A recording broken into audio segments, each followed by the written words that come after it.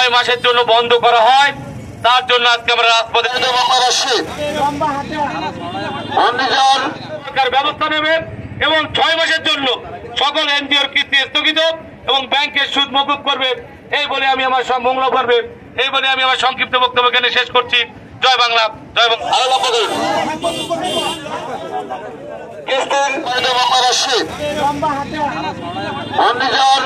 মানববন্ধনে উপস্থিত আছেন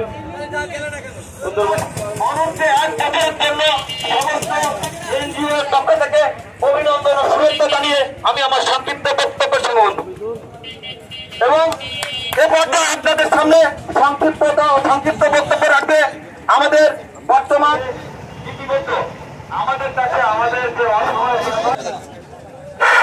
প্রিয় বাংলাবাসী, বাংলা